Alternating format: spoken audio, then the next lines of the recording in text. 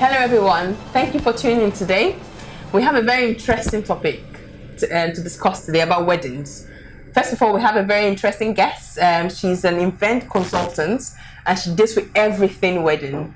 Blessing, thank you so much for joining us. My pleasure. And I just wanted to tell us about yourself, what you do, and what does an event consultant, what does it entail? Okay, thank you for that. As an event consultant, I would say I can do everything from start to finish, from an idea when a client has an idea of what they would like to do, probably for their brand, for their business, for their family party, or it could be a wedding or social birthday party or something. If they've got an idea of what they want to achieve, I then sit with them to come up with a concept. And then with that concept, we can then work out what the budget is and take it from there, really. So I can work with them from the very, very beginning all the way to the end. Okay, so and anything you need, I can either supply it myself or I have suppliers who would provide that for you. So yes, we can do everything for you, from your venue styling to your catering to your cakes, sourcing your wedding dresses. The only thing we can't do is find you a man. As long as you've got that. And at least you should come with that one prepared. You've got that. So how we can help you with everything else. Okay, so how long have you been doing this event planning for? Oh, unofficially, probably about 18 years. Oh, but wow. as a full-time job now, I'm in my 7th year.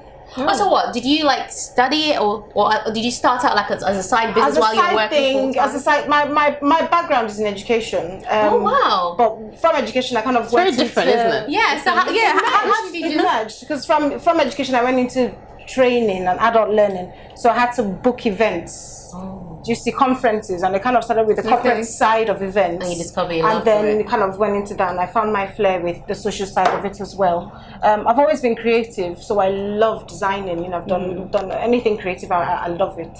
So it kind of just happened naturally.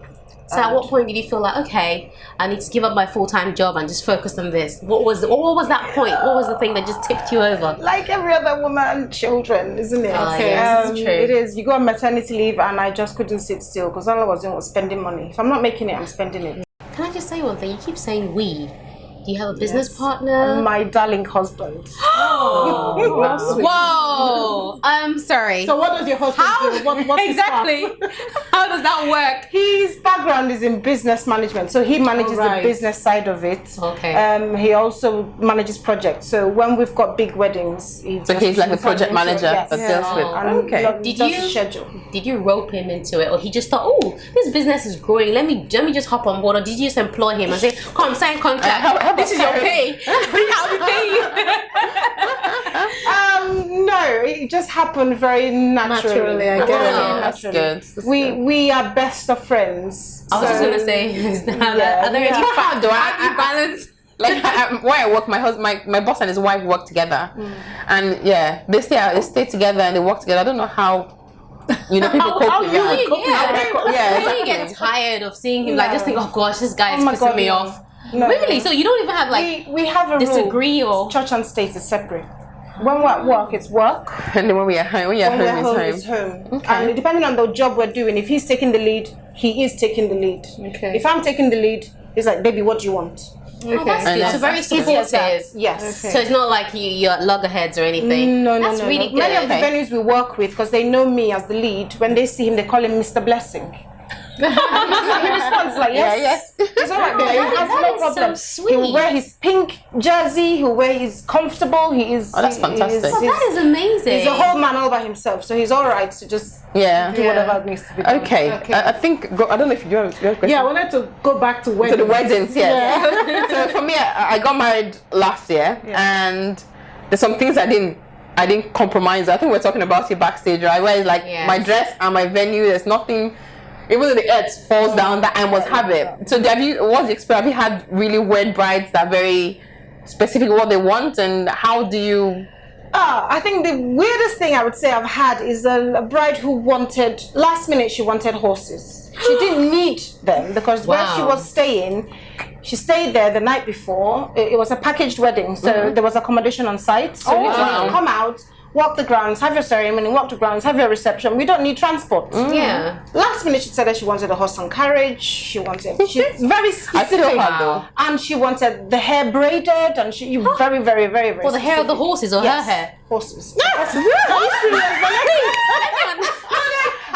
I just need to understand. Yeah, she just changed her mind last minute. Why get her hair braided? It's cute. I have seen horses. She was very specific about the type of horses. I didn't know much about horses. I had to look into it. You know, she knew about horses. Wow. So we contacted the horse and carriage company that I normally use. Very specific in writing. This is what I want. Why did I think of horse and carriage? Oh my God. You know what? She's a bridezilla. Seriously. She's a bridezilla. Have you had brides like maybe having cold feet in the morning of their wedding, or maybe a groom and you're trying to like... I've had a missing groom once. Yeah, that's what I was going to say. Like not turn up at the wedding. He turned up and he drove off. Right. No way. Why? No one could get a hold of him. Did he come back? I rang him and he did pick my calls and I was like, "Where are you?" He said, "Okay, I'm coming back." And that. And did he come back? He did. And he actually got married to her. Yes, he did. It just panic.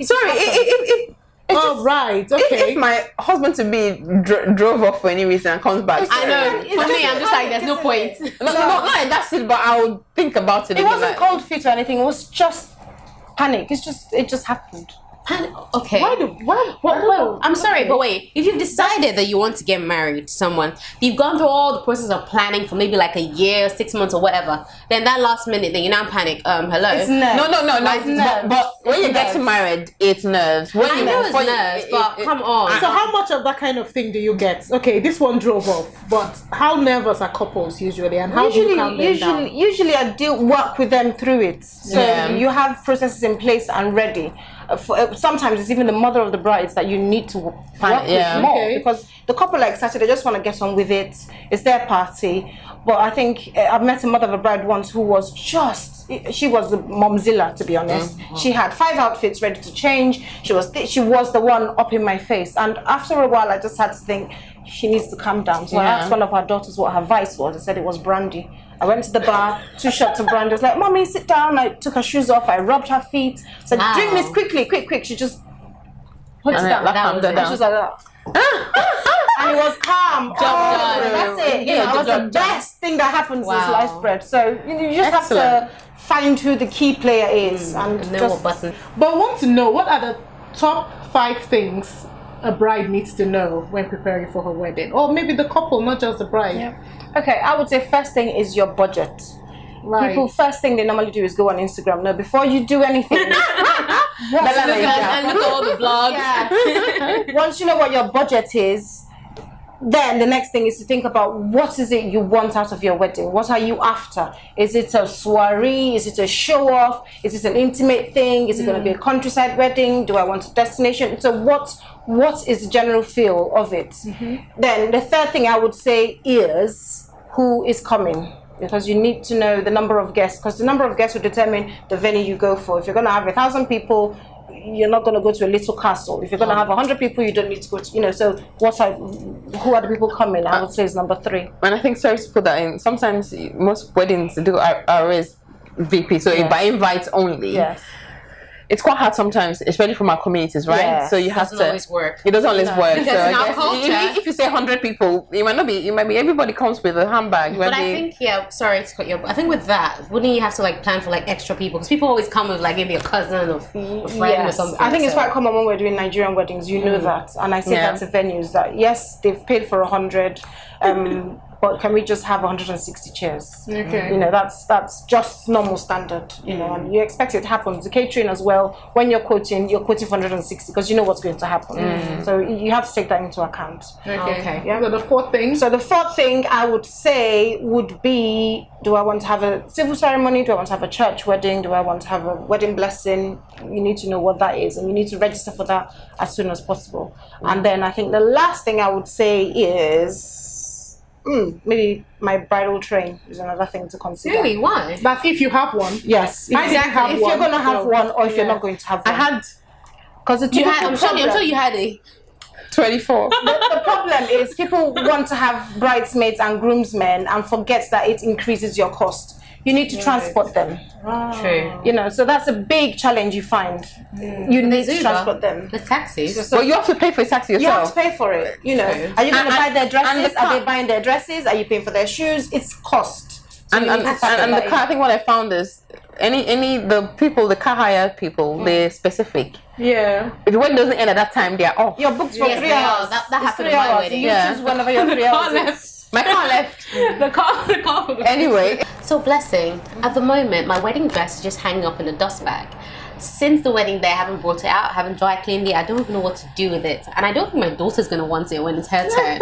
So what are the things you can do with your wedding dress afterwards? Okay, there are quite a few things you can do with it. Like you've hinted, keep it for your daughter. You know, see, she might upcycle it or take a bit of it for something or the other. There are quite a few bridal boutiques now who do reloved. So they usually sell second-hand dresses. So they will buy it off you, do it up, and sell it. And some will buy it off you and hire it out. There's also a charity who you can donate your dress to, and they use it to make dresses for stillborn babies. So there's also that as well. Wow. So there's a lot out there. If you look into it, you can find there's so many ways to either give it into charity for them to do something with it, or you can, you know, upcycle it, or just have it resold. Thank you for that information. I'm sure some viewers at home would also have the dresses that now they know what to do with it. Well, we're going to go on a quick break and we'll be right back.